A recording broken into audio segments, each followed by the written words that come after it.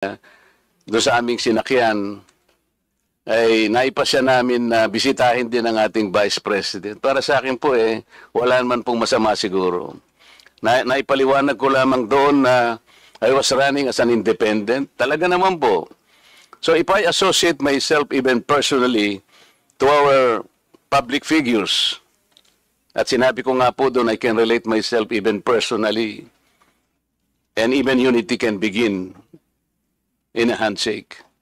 Bakit naman po kailangan mag-vlog siya na yun po ipakulo at panlilin lang? Ngayon, tinatanong ko po sa kanya kung ano yung panlilin lang doon. Doon, hindi na po yun na public discourse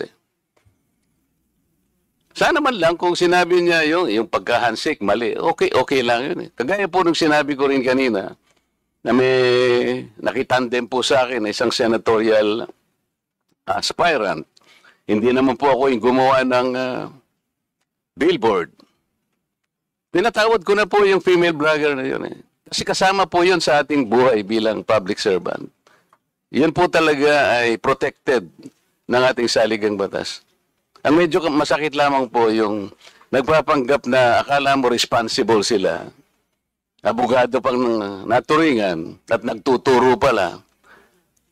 Pagkatapos patututsadahan ka ng huwag kayong maniwala sa pakulo at panlilin lang ni Marcoleta.